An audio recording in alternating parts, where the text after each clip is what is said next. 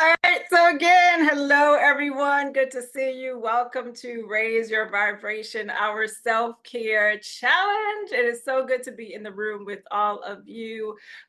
This is just a phenomenal experience. And I just want to applaud those of you that did make it to the room. Can you just show yourself some love? And for the sis holding space with us in the room, drop a heart, drop a hello, drop a hey girl, I see you. And I know we really can't see everybody in this space, but drop some love in the chat so that we know that you are here and with us and ready for this experience, because I think we're all certainly ready to be with you guys and to serve you guys, and your energy gives all of us energy. So please share some of that with us in the chat.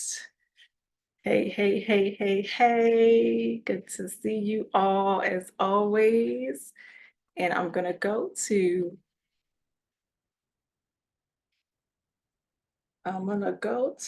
ooh, let's see.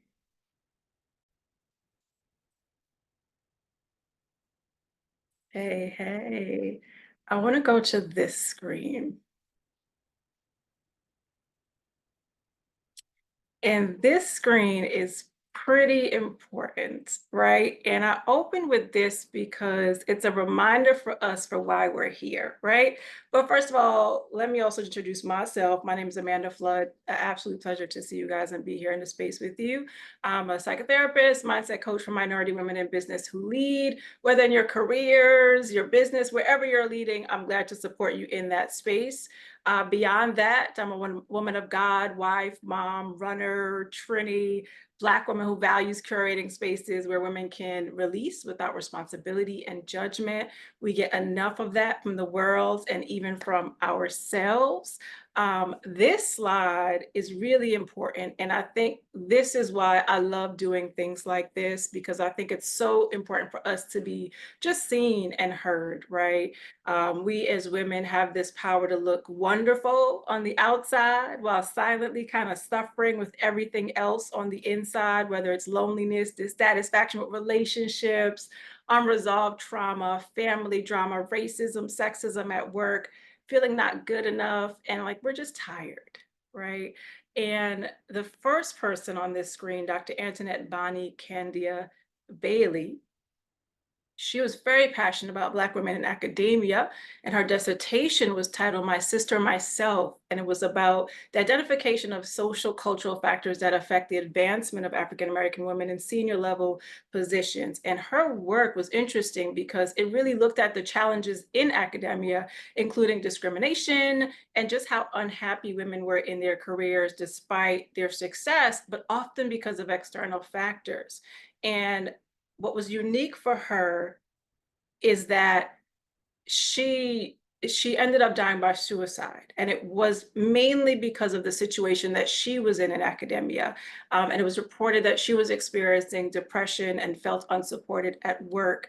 And it was just a reflection of how many of us may be in particular positions and situations and maybe walking around, even though everything looks great on the outside, we're not walking around and feeling great on the inside.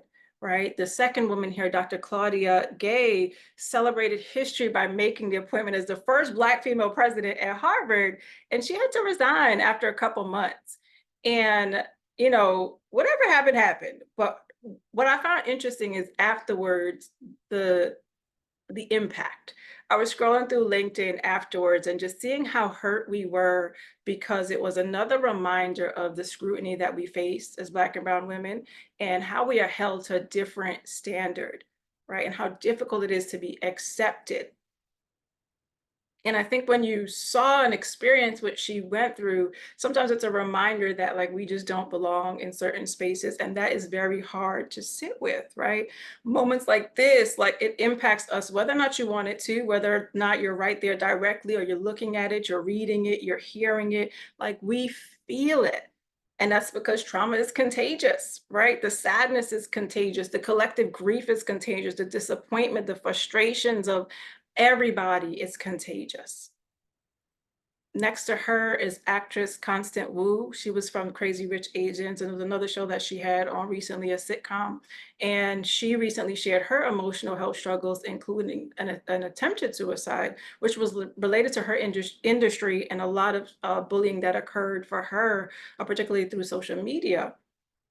Right. And if you recall, a few years ago, we had this period where like high performing athletes like Naomi Osaka and Simone Biles, who's pictured here, said it's enough and found the courage to push back against norms that really put them in a position where like they're what they were capable of was like more important than who they were, right? And what they needed, right? Against norms that said that we need to neglect our individual well-being. And they really pushed back against that and advocated for their own mental health, their emotional needs, their physical needs, which was surprising to a lot of us, but they were like, I'm done. Right. And I started here because I want you to see that there's a cost to us as women. There's a cost to us sometimes while we're striving. There's a cost to us just being. And I want us to begin to see the importance of self-care. Right. And I want to just check in with you, like what's coming up? What do you feel? What do you notice? Just starting with that, what's popping up for you guys? Feel free to drop it for me in the chat. For me, sometimes it's a little bit of sadness, right? Putting some of this together and thinking about these memories, a little bit of sadness, just knowing like what they had to go through and that not everybody was able to get the help that they needed.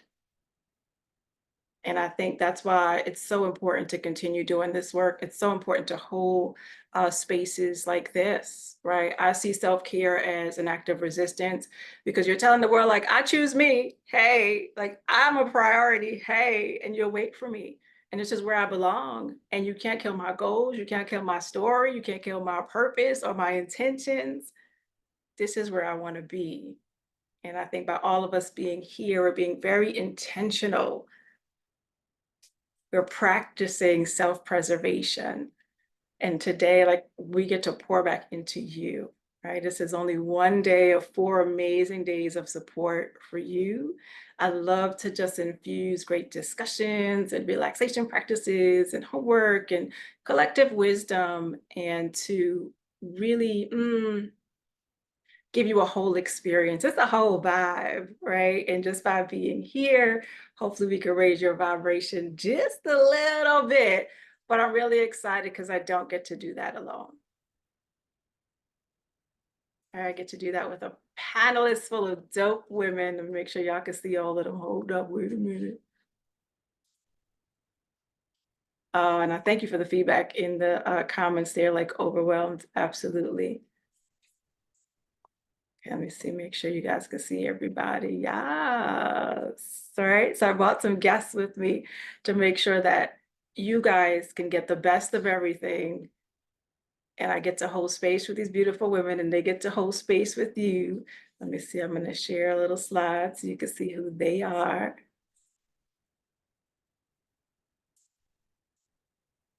Yeah, this is the right one. Let's see.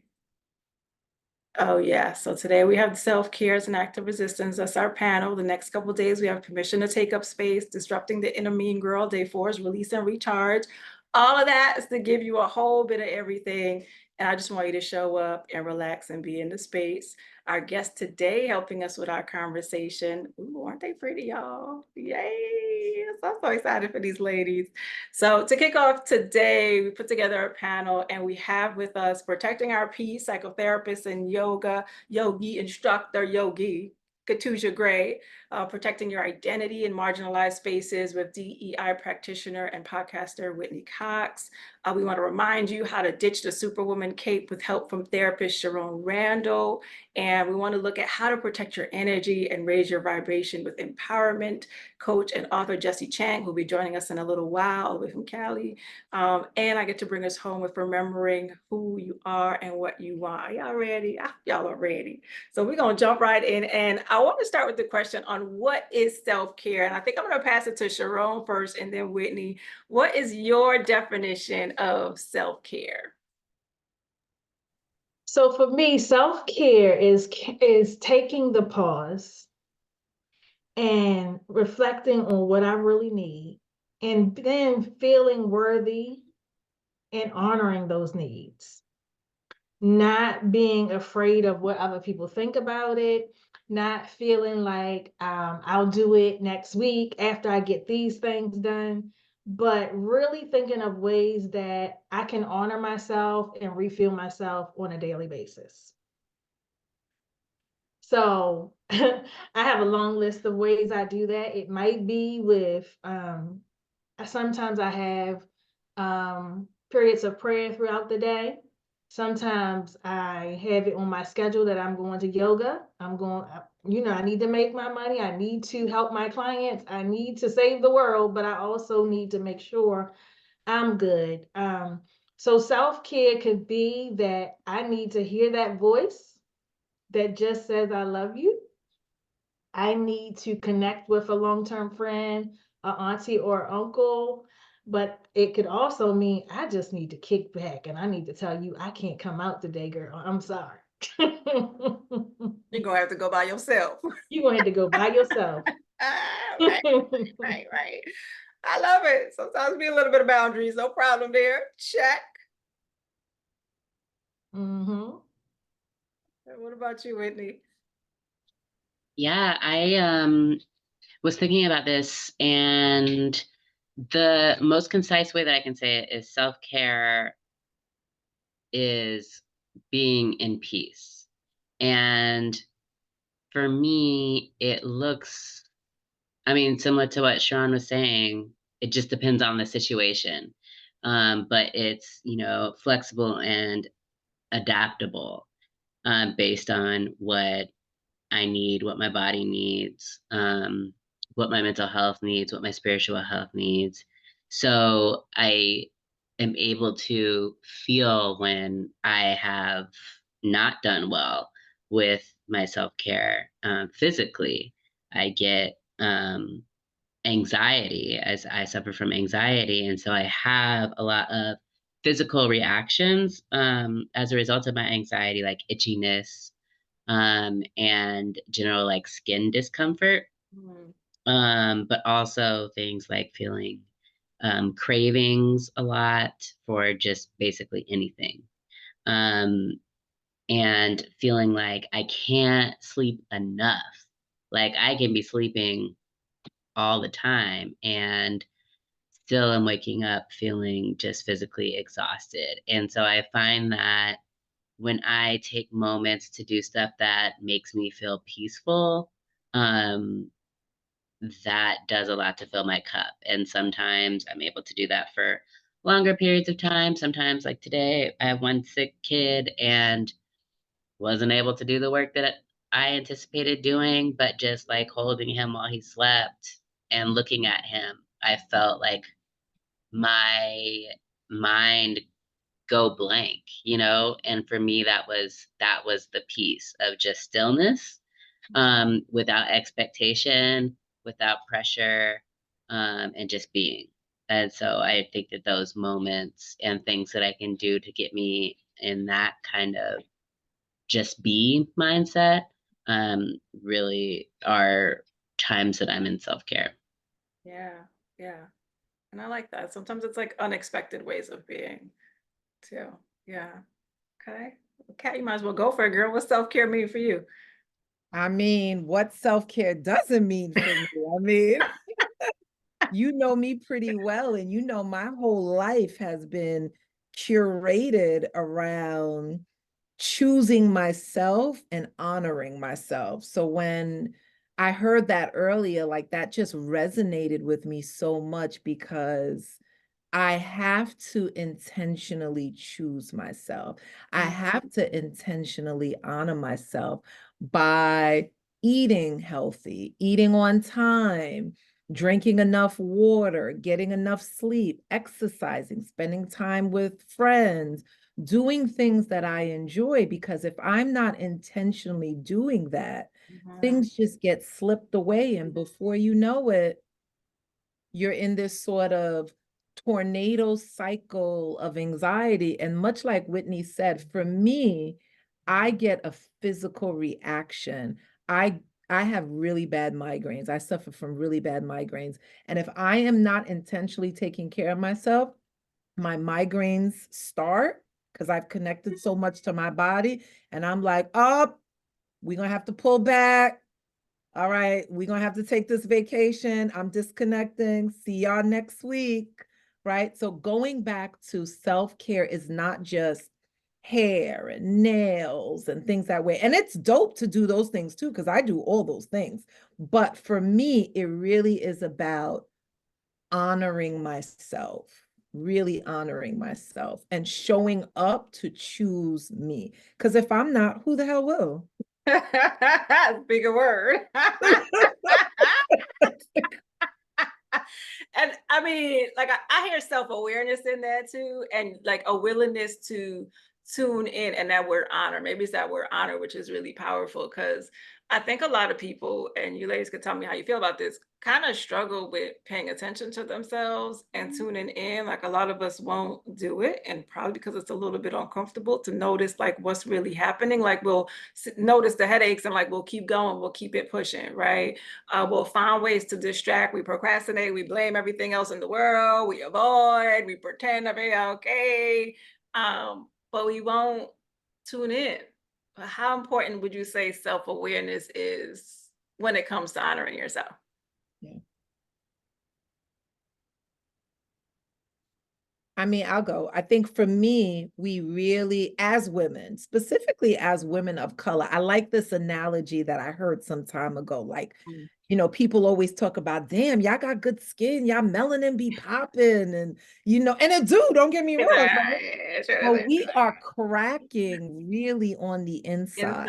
We're Inside. really cracking on the inside because we are not attuned to what our body is saying to us. We Right. are not listening to the little subtleties until you get a brick thrown at you. Then they like, oh, now Like, I'm gonna wait. sit you down. Right. Like, oh no, I And make haven't been sleeping. Like, no, I haven't eaten. What? Mm-hmm. yes, yes. Yeah.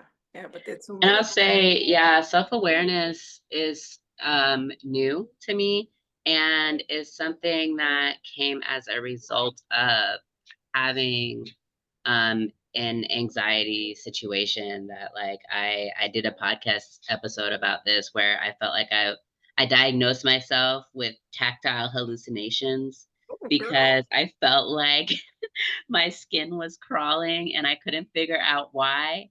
And I was calling people. I was, talking to my therapist finally, who told me, what was going on, but calling my sister circle, Googling all this stuff. And, that really was a wake up call for me around self-awareness. Like I knew that I was stressed out, but for me, it didn't feel any more stressful than any other time. And I think that's the other thing that I need to know for myself is that sometimes I can deal with one amount of stress or, whatever difficult circumstances, and other times I just don't have that capacity. And, there is a rhyme or reason, but like at the end of the day, I guess prevention is nice, but like just noticing when I'm there so that I can pull back. And I've been working on a lot of like somatics to help me be in my body and be aware in that way. I think that's the big key, is just noticing. Go ahead, Sharon.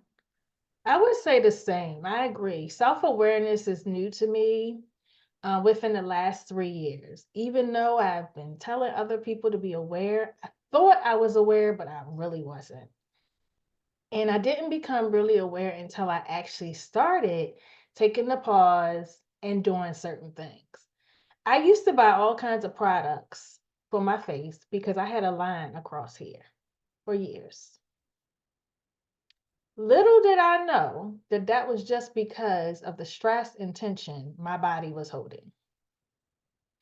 I started yoga, and within 2 weeks, the line was gone. And I was like, wait a minute. So that was related to stress? Okay. So just awareness is key, because once I'm aware, now I know what I must do. It's not an option. I have to be very intentional about doing it. And self-awareness is also really important for you to know like what works for you and what doesn't. If you go to a yoga class and it doesn't work, then you might need to try a spin class, okay? If you go to weightlifting and you're like, oh, this is not for me, you just have to try what works for you. And nobody can really tell you what is going to be best for you. So basically, you have to try a little bit of this and then pause and reflect, and you gain more awareness of what you really, really need. And sometimes we don't have any awareness of what we need until we try it. So it's very important to be intentional about offering your body and your mind and even your spirit array of things so that you can become familiar with what works and what doesn't. And if you don't do certain things, what happens in your body or your mind or even your heart. Mm-hmm. That's a good way to start to notice, right? You could just start just tracking that, right? When do you feel yourself crawling out your skin that you got to go Google the symptoms, right? Right, like why am I having why I was told for years actually that I had tight hips, and I was thinking, all I want to do is run. Like, what is wrong? Why is this happening? And they never once said, hey, do you have stress? The physical therapist never once said, hey, you should probably add some somatic work too. Right. Because as much as it may be obvious, like, okay, I had a big meeting today, or there's a lot going on in my life, that's the stress. Sometimes we don't even know, but our body's responding and we're not even sure what it is. Right? But we still want to try to notice this. We're having an experience, something is happening, which leads me into, how do we know that we're not doing well with self-care? What do we need to look out for? And you want us to answer? Yeah. Gut issues will tell it all. Gut issues, migraines, any form of anxiety, right? Tremors in your hands. So basically, the body tells you tension in your shoulders, your lower back, it lets you know you're not doing well. And when it's stuff too much in your mind, it's the migraines. When you're not following your intuition, it's normally your gut. I'll say too, one thing that I realized more recently was that I would become increasingly forgetful. Like my mental load, I just wasn't able, like I legit forgot where I was going for my son's birthday party. Went to the wrong location, got all the stuff out the car, and then had the nerve to be upset that they didn't have our table set up at the Chuck E. Cheese when I was told, oh, you're booked at the Chuck E. Cheese 20 miles down the road in the other direction. So I, you know, my mental load and my capacity changes. Sorry, this is my sixth son, which is why you kept seeing me look and talk into the space. Okay, we're here for it all. But Yeah. yes, we will do things we're not even supposed to be doing. And we'll have little moments like that, right? Like, why am I driving here instead of here?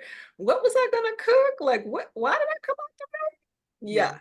Yeah. Yeah. And can I just add, the body keeps the score, right? If you're not connected to your body, this is one of the profound reasons why I became a somatic psychotherapist, because not only was I going to multiple neurologists, multiple CAT scans, multiple this, I thought I had breast cancer. I thought, yo, they gonna tell me that I'm dying, right? I need my mama to come with me and hold my hand for this appointment. When the reality was, I was straight up stressed. So your body keeps the score. And so we really have to intentionally start paying attention.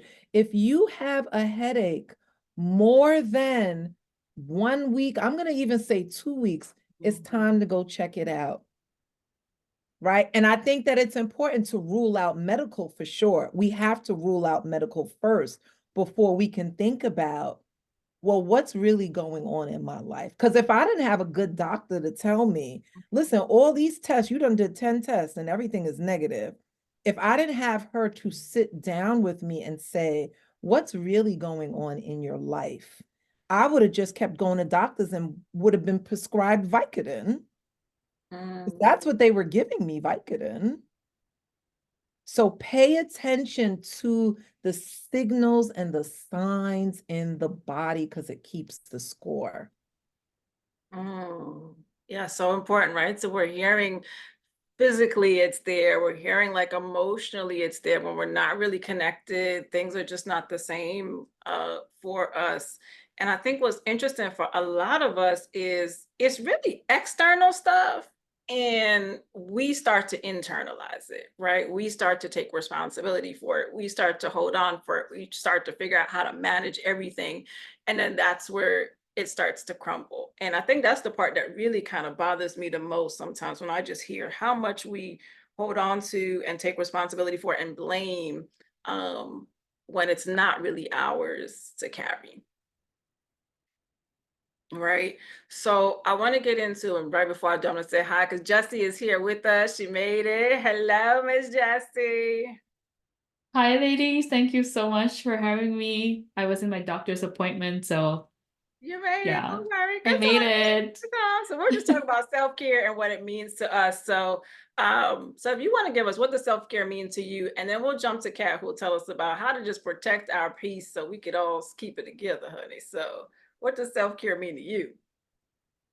Protecting my energy, it all starts from there before it materializes into physical and mental suffering, if I may put it that way. For me, that is all, it's just so hard um to tell, and energy is so subtle, but I think with more practice we get better at it. We start to recognize, oh, my energy is low, I'm depleted, or I feel like my energy is being sucked away, or this relationship is not feeling fulfilling for me. I'm starting to get into that term of self-care more than just eating well, exercise, and all of that. So that I feel like that is crucial on top of everything else. But that's just me. Oh yeah, and we're gonna keep diving into it because it's complex, right? Like we only get to the surface of it when we say like self-care and take care of yourself, right? But how do we protect our peace? Go ahead, Kat. So I want to pose the question to the participants, right? What does peace mean to you? Mm, Right? So drop it in the chat box and let us know what it actually means to you.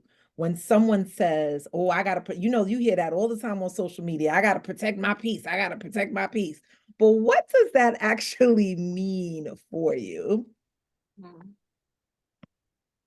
A great question. Yeah. I don't know if I'm able to see in the chat box, Amanda. Am I? Yeah, if you open it, yep. Okay. All right. So y'all gonna have to type fast for us. Like, this is a interactive affair. Okay, get your Yes. fingers ready and let me know Yes. what does No drama, boundaries, so people don't take my energy. Yes. So for me, protecting my peace really means caring and safeguarding. I'm going to keep saying that word, safeguarding. It's safeguarding my physical. It's safeguarding my mental, my emotional, and my spiritual self. So I'm really safeguarding all of that, right? And it's a personal journey for me. I have been on this protecting my peace because I come from a lot of childhood trauma. I come from a very difficult divorce. Those traumatic things were stored not just in my mind, but it was stored in my body. So I really became on this personal self-care journey where I really wanted to make decisions and set boundaries for myself. So I'm going to say that one more time, right? I am, and I'm hoping you guys take a page out of this. It's really protecting my peace, and I'm caring and safeguarding all aspects of my life, my physical, my mental, my emotional, and my spiritual self. And spiritual means whatever it means to you, right? That could be God, that could be Buddha, that could be Allah, that could just be believing in something higher than yourself.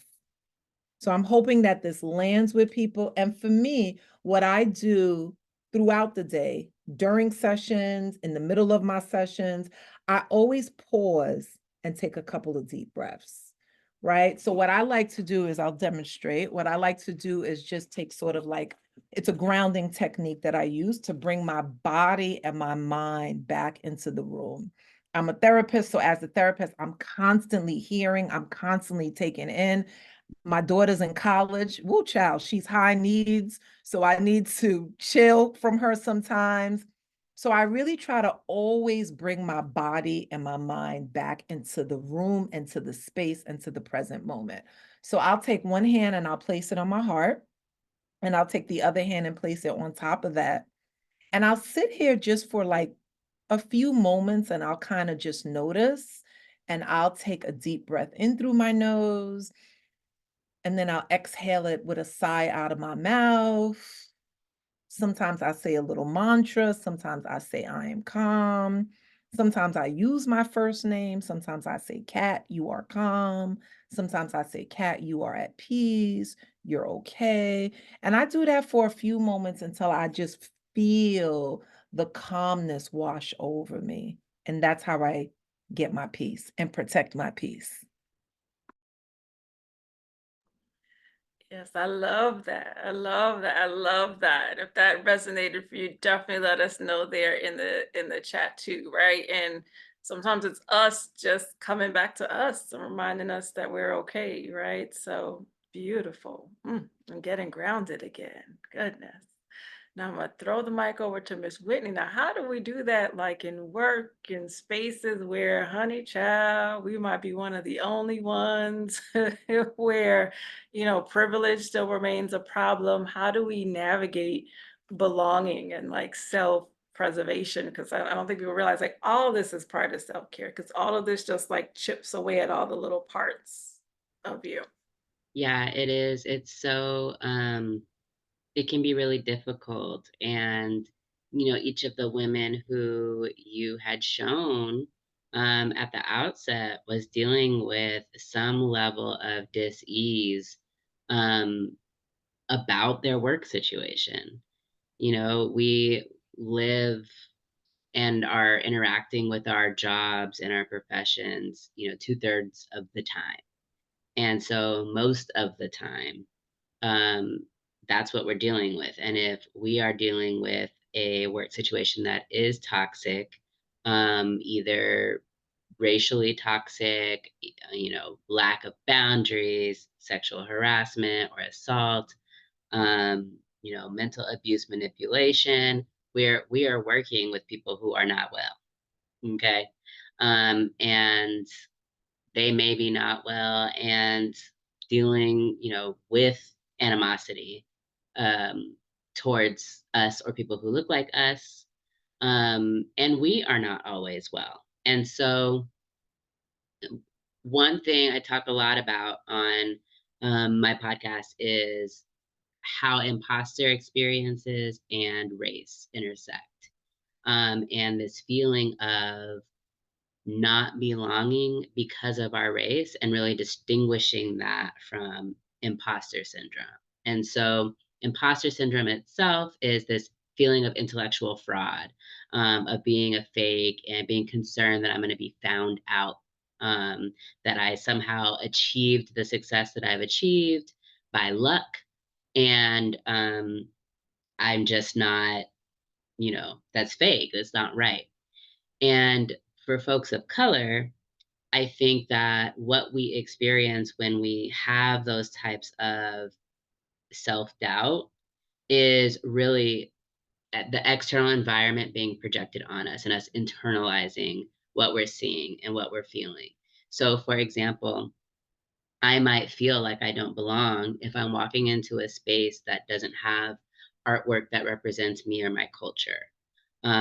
If I'm not seeing anybody that looks like me there, if I'm not seeing any women there, if when I walk into court, because I'm an attorney as well, and I only see pictures of old white men on the walls as the previous justices, and I only see white male attorneys, and I only see white bailiffs, and the only people of color in the room are the people that are in shackles, then I'm going to feel like I don't belong. And I like to encourage people to distinguish non-belonging with imposter syndrome, because particularly Black women are the most educated people, the most educated group of people in the United States. And so we got it, like we got the information that we need most times, but we are entering spaces that literally were not made for us. And in fact, were made to keep us oppressed as people of color. And so just not internalizing that non-belonging as something that I did or something that has anything to do with me. Instead, it has everything to do with the systems that we are working within. So when I'm dealing with imposter syndrome, which can take me out of my identity, I guess let me back up and say, that's why I'm talking about imposter syndrome, because for me, I can feel when I have this kind of internalized conflict about my self-concept and what other people are seeing or expecting, that's when I'm starting to have identity problems. And I want to safeguard all of the things, all of me, everything that is in the bubble of Whitney, I want to protect. And that includes my identity. So I asked myself, okay, am I feeling like an imposter? Why? Is it because I actually don't have the intellectual information, the knowledge? Probably not. Is it because I don't see anybody that looks like me? Like I'm unrepresented in this space.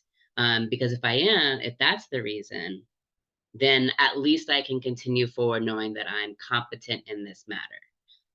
That it's not a Whitney problem, it's a them problem. And that I don't need to internalize their shit. Like I can just keep my own self-confidence and my own righteousness, my own self-concept, my own accomplishments, and all the things that I bring with me when I walk into this room.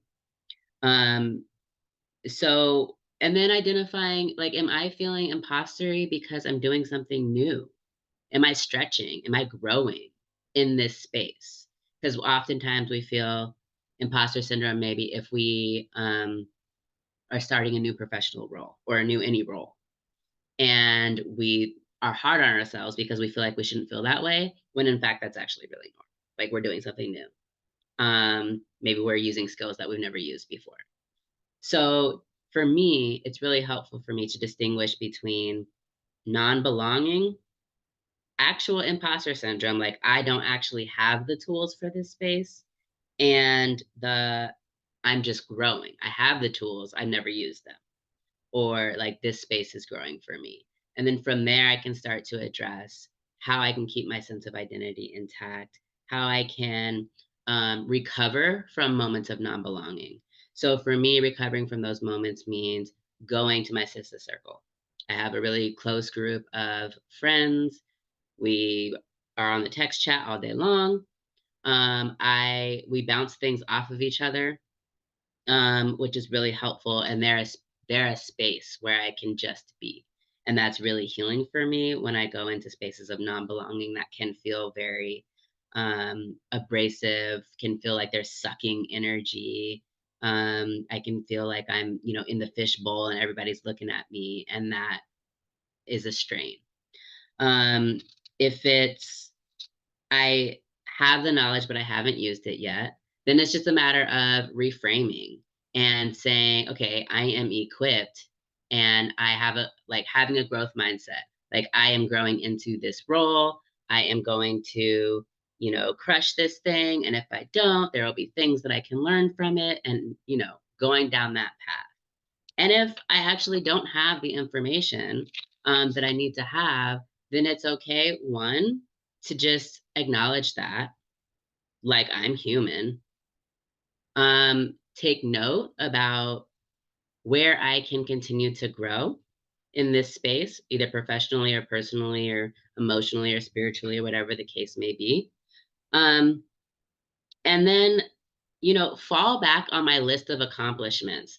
I like to keep a list of successes, accomplishments, skills, basically like my own personal resume that I will go back to and look at when I am feeling in self-doubt, to remind myself of all of the things that I did this year that are like amazing, because I'm amazing, right? So the last thing that I'll say, because I know I've been talking for a while now, is in terms of keeping my sense of self in toxic places, is leading with my values. So being clear on what my values are, because my values shouldn't be changing, in my opinion. Like I'm at a point in my life where my values aren't really changing. And my values can be applied in any situation. And so if I'm entering a toxic workplace and I'm struggling keeping my authenticity, or I'm struggling with whatever is happening there, then making sure that at the very least, what I'm doing is working within my values, working in alignment with my values. For me, that helps with self-preservation, because I'm not losing myself to all y'all's foolishness. Like I'm not losing myself to all this energy. But instead I'm able to stay centered and focused on like my own personal mission, my own personal development, and like why I'm in this space in the first place, which is going to have something to do with my values. So I'll leave it at that. I created a little like bingo game around value aligned work. And I've shared the link with Amanda, who will send it out later for folks that are interested in that. But that's really helped me as I have navigated all the newness that comes with entrepreneurship. Yes, but I love the points, and I love the separation from like, are you really an imposter? Is it really just a space that you're walking into? And like what to do with those things as it comes up. And I would encourage you guys to go back and listen to this later and like take your time with it, because just like self-care, it is complex, right? And we are taking you to a whole nother level of looking at you, looking at yourself, and how we deal with that. And I'm going to bounce to Sharon, because Whitney brought up values. And I think in order for us to keep growing in this self-care space, we got to check our values. We have to check what we're responding to. Sometimes we come in big, strong, got that superhero cape on, but like something's off, right? And that's problematic for us. So Sharon, like what we need to do with ourselves, girl? So I wanted to talk about this topic because it's near and dear to me, and I believe it's near and dear to many.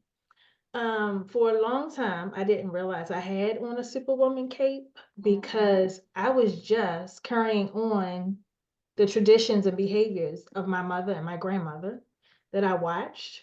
And also, all of my friends were doing the same thing as me. So I'm thinking, I need to be the best wife, the best mother, the best.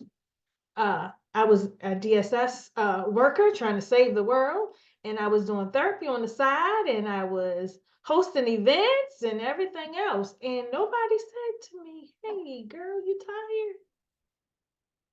And it's because I was surrounded by people who were doing that. So that became one of my values. And it was a part of my identity that if I was not being busy, busy, busy and super productive, that I wouldn't be seen as worthy. So I'm just wondering if others have felt like they've had this Superwoman cape on and didn't realize it until it smothered them.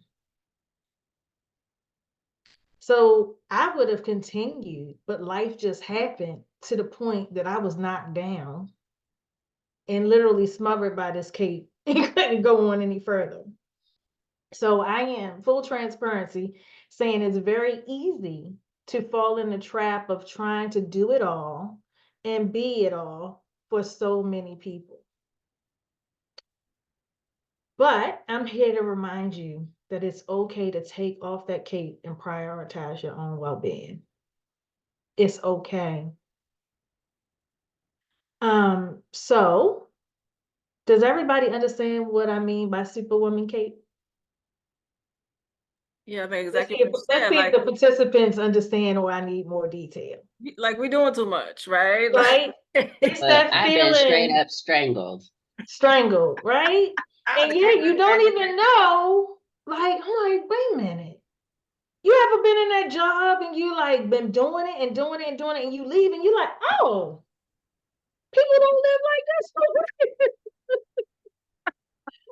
You didn't realize how much you were doing until you came out the box, right? It's I like, remember oh, when I wait. was working at an outpatient mental health clinic, and I was like seeing people one after the next, after the next, after the next, and it was just the norm for me. And then I went to being a supervisor role, and I was just like, what do I do with this time? And I got another job.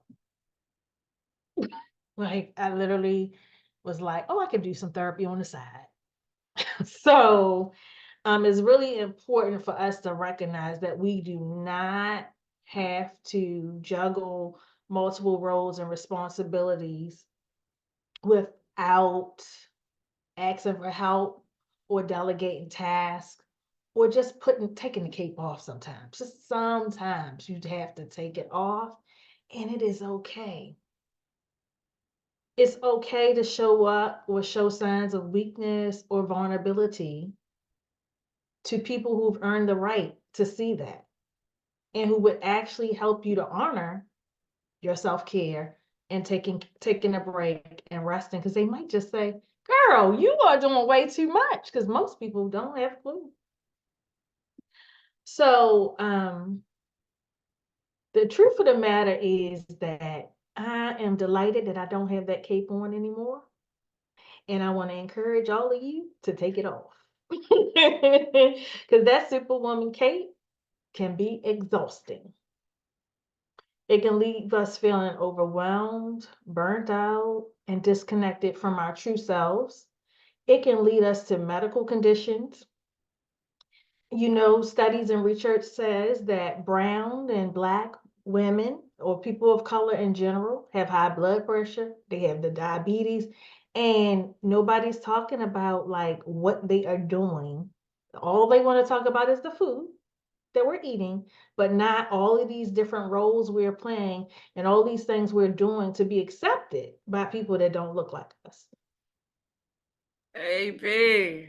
Yeah. So that's why it's so important to give ourselves permission to take it off, to embrace our humanity, and to prioritize our self-care. Mm. So who want to know how you do that? How do you let go of the need to be perfect and to start prioritizing your own well-being? Okay, right? I'm going to give you a few things, few simple steps to start. Acknowledge your limitations and know that it's okay to admit you can't do it all. Even if you did all of this stuff in your 20s. Times are changing now. You can't do it. You're the same You don't thing have the energy. It's okay, right? It's okay. Recognize your limits and set realistic expectations for yourself. And it really has to be an intentional thing. Looking at all you have on your plate for the week, and then looking at for the day. And what can I do and what can't I do? And even knowing and being intentional when you get that phone call that sounds so good to your heart, like, oh yeah, I want to go out. You want to go out? You want to meet me for a happy hour? I do. I can't do it. So that's practicing self-compassion. That's being kind to yourself, especially when things don't go as planned. Treat yourself with the same care, kindness, and respect that you would a girlfriend, a family member, a fellow colleague, the person at the grocery store. And then I'm going to talk about this big one that nobody really wants to talk about. Set boundaries. Learn to say no to things that drain your energy or don't align with your values. Protect your time and prioritize activities that nourish your soul. Because you know what? When you protect your time and align with activities that nourish your soul, you'll be able to say yes to some things that are really going to align with your purpose, your values, your mission, and God's divine plan for your life. Another big one is that we don't really like. Normalize asking for help. It's okay. It really is. The person that judges you, they only judging you because they don't ask for help, and they need to know it's okay to ask for help too. Okay? You don't have to do everything all alone. Reach out to friends, family, professionals. So, in a nutshell, make self-care a priority. Schedule regular time for activities that bring you joy and relaxation.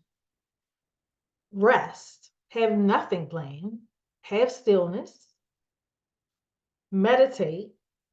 Stretch your body, work your body, move your body. Practice mindfulness and make it a regular routine. I want to leave you with this reminder. You are enough just as you are. You don't have to be a superwoman to be worthy of love and respect. So take off that cape, girl. Embrace your authentic self and remember the true strength lies in vulnerability and self-compassion. Yes, yes, yes. Listen, so many gems in that one, right? And again, y'all gonna have to go back and write them down, okay? I know I was talking a little fast, right? No, it was beautiful. And I think in order for us to embrace all the things that you shared, it comes back to like, what is your value? What do you value at your core? Because when we start shifting from our values, we start shifting from ourselves. And once we start losing ourselves, like it's a wrap. So it's harder to ask for help. It's harder to take the time for ourselves. And I think sometimes you do need to step back into that space and the boundary in your box by yourself with nobody else to think about, like, what do I really need? What's happening for me? What do I want? Those sorts of things. So I really appreciate that. Can I say one more thing about that Yeah. in relation to values? What I learned about me is one of my core values is meaningful connection. So sometimes I was going above and beyond and doing way more than I should have been doing because of it. So now I still honor that value, but I pick and choose who I'm going to have these meaningful connections with carefully. And I know I can't have that with everyone. Jussie said that you might upset a few people when you set boundaries, right? But But I love that, because I guess you do have to be mindful of your value, because sometimes it can over show up, but That's what it's happens. the way that takes from you. So if anything is taken from you, coming back to awareness, we got to notice what it is and decide, is this right for me? And I guess that's also where it gets tricky, because it feels right, because my value is I like connecting with people. I want to help people. No, sure. I don't need sleep. Let me come help you plan the party, right? Let me do. But then it hurts you in the back end. So we're going to talk about that energy and protecting that energy, right? So we're going to get to Miss Jessie. And Jessie, first of all, Jessie just co-authored a book. She is now a first-time author. So congratulations on that. That's a big deal in itself. Whoop, whoop, whoop, whoop, whoop. And I mean, I love the things that you talk about in general. I think Jessie did like this phenomenal presentation for us on money trauma in our mastermind group.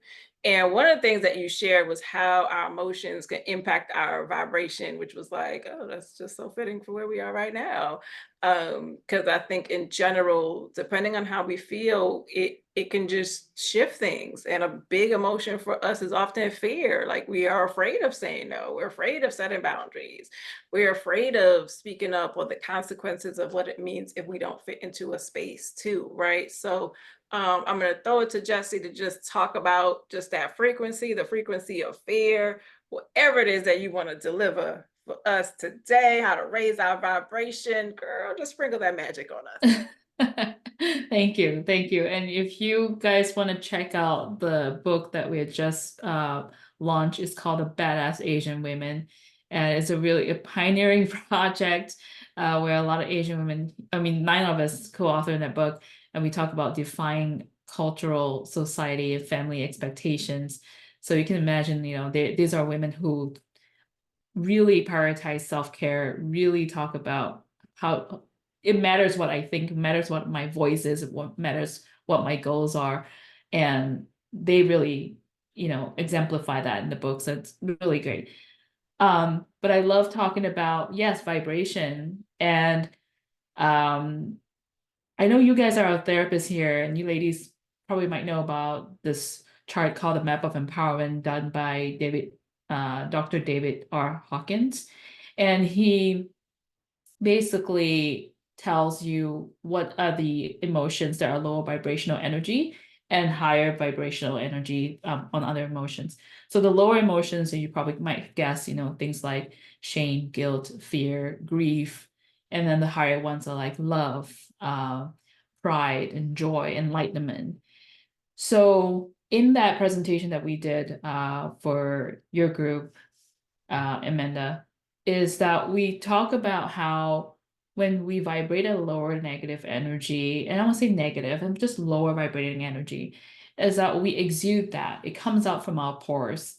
People can sense that, they can feel that. And you probably feel that when your friend come over and you could sense like, hey, something's going on. You can step into a house. You might even feel that residual energy from whoever was living there before. So it's so important to know that when we are vibrating at this lower energy, we also attract that. And there is the law of attraction we talk about here, like attracts likeness. And it's not just about like attracting more money and things like that, but sometimes we want to attract really good energy towards us. And I saw the examples of how I may interact with the same person, this person here, and then another person comes in and interact with the same person, but that person carry a different energy, may experience different conversation altogether. So I noticed that when I come in with curiosity, with this lightness, this joy of wanting to get to know people, when you talk about meaningful connection, it brings out the best in the other person. Now we have something in common. Now we really want to connect as friends. I've moved around a lot, my husband's job, always relocating him. And so I don't really have a lot of friends where I stay. And this is a new neighborhood. So I actually go into that kind of energy, trying to get to know some of the moms over here. And now a year later, we have formed a nice sisterhood where, hey, if you're open this weekend, have your kid over, and we'll do a little get together. And this is that kind of joy that I find when I step into this kind of relationship with an open mind, with sharing my love. And I attract people of the same kind. So when other my friends see me and they said, well, you're so lucky you have all these amazing friends. I don't think it's luck. I think I bring that, I work that, it's an inner work. I make that a consciousness to come in with this higher vibrational energy. So yeah, I think when we vibrate at shame and guilt, then we attract this people of the same kind too. And then we get into gossiping, we get into fear mongering. And I've been there, and there's no shame to being there. And I think it's good to acknowledge that. And once we know this awareness, we can change those behaviors, we can change those emotions and what we think on the inside. So I think awareness is really key in changing your mindset. And once you change your mindset, then you exude that energy. I also want to talk about normalizing help, but I know Sharon has already talked about that. One thing that I learned from writing the co-author book with the other authors is that we ask each other for help. And I think women of colors don't do that enough. We've been taught to think we have it all, we must get it together. And, I think the more we step into, I don't want to go too woo-woo here, but the age of Aquarius is all about humanity. It's all about community. And I think that there's more a sense of like women getting together. It's not about just me anymore. We got to help each other out. And I'm glad that we are being, this conversation needs to be had because so many women think that I'm alone, I need to fight this.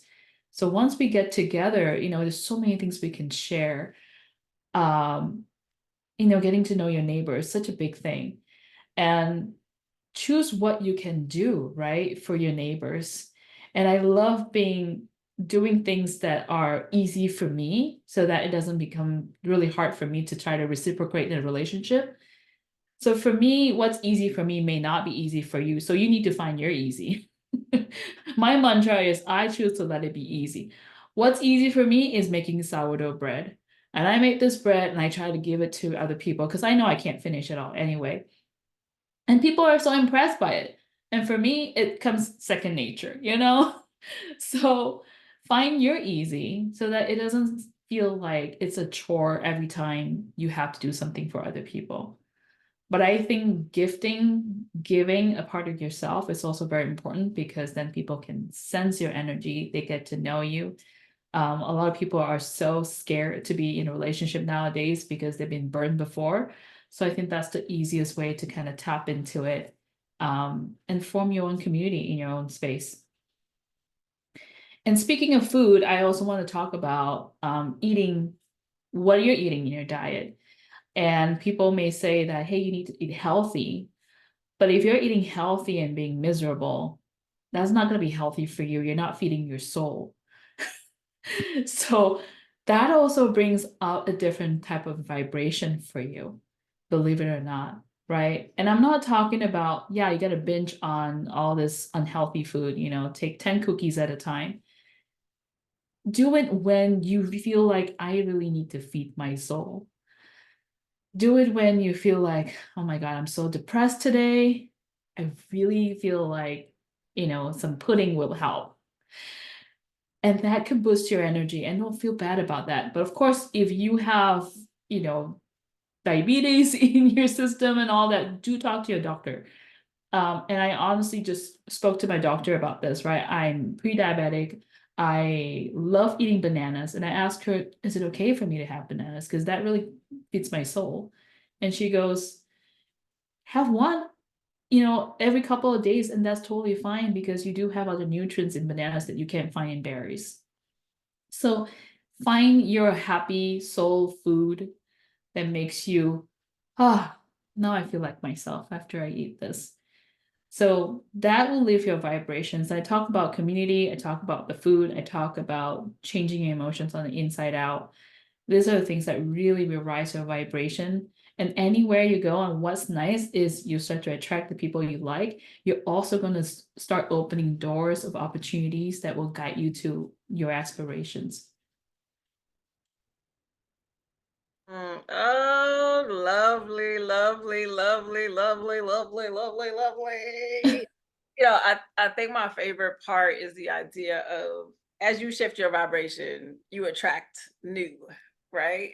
And I think a lot of us, for various reasons, there may be people in our lives that represent old parts of us, right? And they may have to go to and acts of self-care may even mean shifting our relationships with those people, or shifting our relationships with food, or shifting our relationship with giving, or with whatever it is, because it'll make it easier for you. And your word was ease.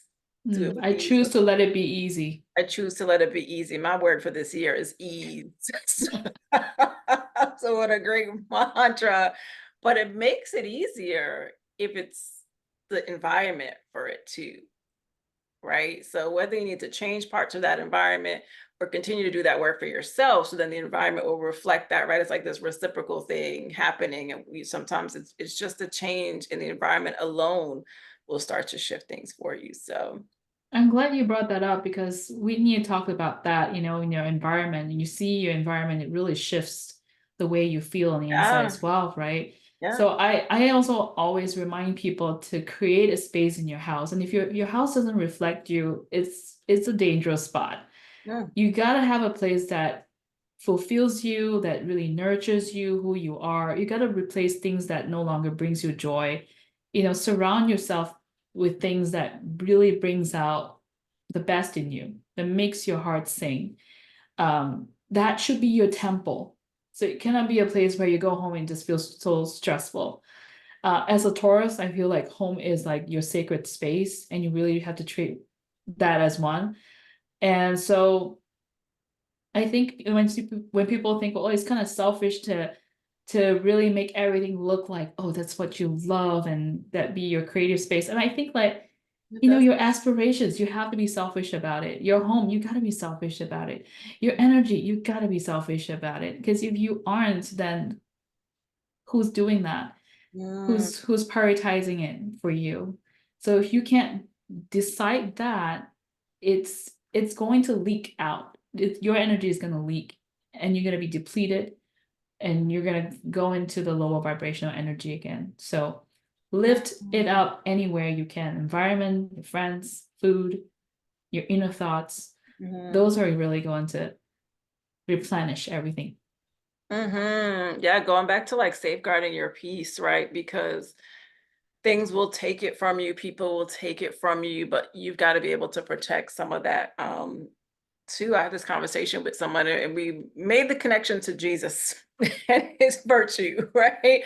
I'll just give a disclaimer, I'm a preacher's kid, so once in a while I might dip into the Bible. I'm just saying that's just what I do. So the parable with the woman with the issue of blood, right? When she touched Jesus, just the garment, his clothes, he felt his virtue come out.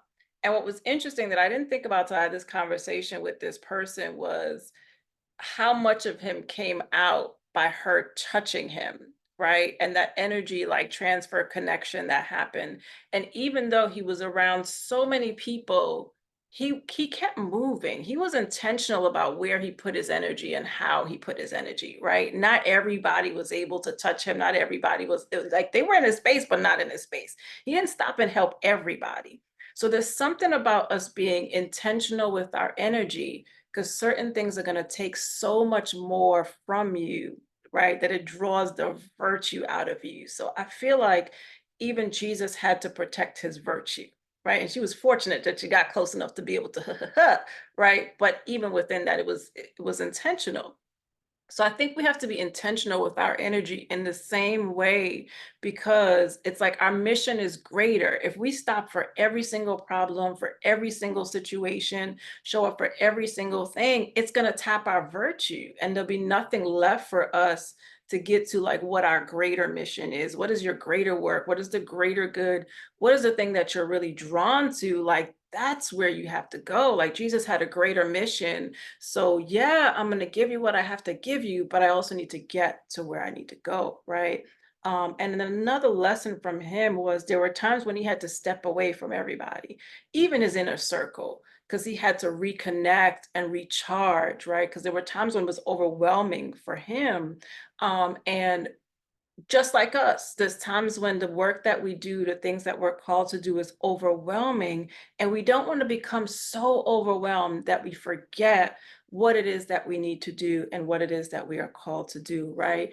And I'll use that to just transition right into what I was going to talk about, which was this idea of remembering you, right? Remembering you, remembering your purpose, and really tapping back into that, because I think sometimes where we lose ourselves is we have given ourselves to everything else. And I get it. We have all these roles and responsibilities and so many things that ask of us. But I think when we overgive, right, it's like we are draining out our virtue. And sometimes it's also not in alignment with what we want to do. Like we talked about values and things like that today. What do you value? What brings you joy? What gets you excited? You may not be able to do that all the time, but if you are still working in a space that is in alignment with that, it doesn't feel like work anymore. Right? Like I have people that look at me and they're like, girl, you're doing so much. And I see you everywhere, you're busy, blah, blah, blah, blah. Yeah. And there's days that I'm tired, but it's a different kind of tired because this is what I love to do. And this is what I want to do. So it's not like work in the draining sense. It really is like a blessing to show up and do this. Right. And I think when you are connected to what brings you joy, it just sits differently for you, right? So I'm going to say that part of self-care is making sure you are in alignment with the thing that brings you joy or just feels like this is the thing that I was really put here to do. And I know sometimes that may be hard to figure out, but I think, and we're all women of a certain age, honey, I think after a while, like you start to know, like, this is not it. Right? So even if you don't have the this is it vibe, you know the this is not it vibe, right? So start to lean into that more and remember that. I think when we stay closer to that, it makes it easier to show up. I think when we honor that, that's how we care for ourselves too. Sometimes guilt will come up. I heard guilt come up in the conversation today too. I think Jesse brought that up. And I deal with guilt sometimes too, right? Guilt that I'm not doing enough or guilt that what I'm doing, may not work, right? But I know that when that happens, that that's just noise and it's taking up space. And if I stay in that space, I can't take action towards my goals. I can't take action towards my purpose. I can't take action towards the things that I want, right? And you can't either. So you've got to think about what's taking up noise, mental noise, and taking up space in your own life. And is it really serving you? Is it in alignment, right? And I know us high achieving, driven women, honey. I know that we think a lot, right? And sometimes the drive for us is a lot. The drive for us is exciting, especially when you are going after what you want. But like we do have to find balance within that too. We have to find balance between the drive to go after what we want and build and push. And at the same time, we have to find balance with are we in alignment with our values and in alignment with the thing that we're drawn to and alignment with like what we need in that season. And sometimes we do need a season of pulling away to recharge. Sometimes we do need a season of rest so that we can show up and for the parts of us that need to be most present. But it is definitely okay to rest. It's also definitely okay to know that sometimes you will not be balanced because the work just calls for a lot. I think growth requires a lot of you. Your purpose, your gifts, your experiences, all that may require more of you at times. And the pursuit of that will take you out of homeostasis sometimes. And I want to be real about that too. But I think some of the things we talked about today, like self-awareness, it helps us to really stay and get through the ebb and flow, right, of how we work and it helps us to figure out how to balance our energy even when it is sort of out of homeostasis a little bit, right? But definitely release the guilt, and I think that's going to help. Definitely try to lean more into what feels right in terms of like, what am I called to do? What are my goals? Am I creating space for that as I'm building? Lean into and tune into your body that was shared today. What does my body need? Does my body need rest? Does my body need to protect this space? Does it need to protect its virtue? Because if I keep giving out, I don't have anything left to keep going. All right, so I think that's just what I will add to the mix. And as we wrap up here, I hope that was helpful.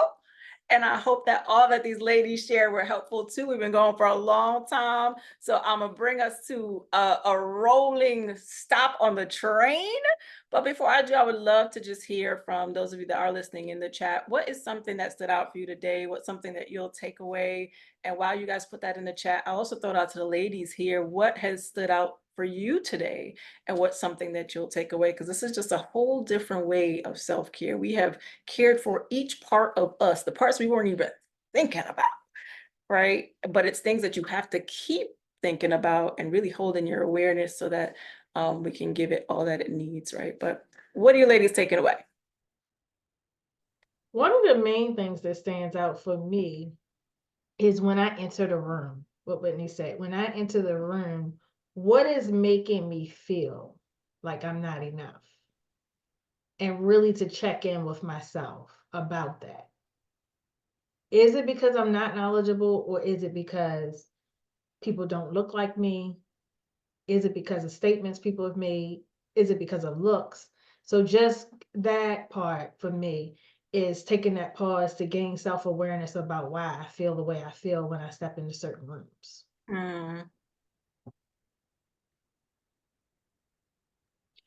I think a couple of things. One, I loved what Jesse said about food and eating. I just needed that permission to feed my soul. I will let my husband know.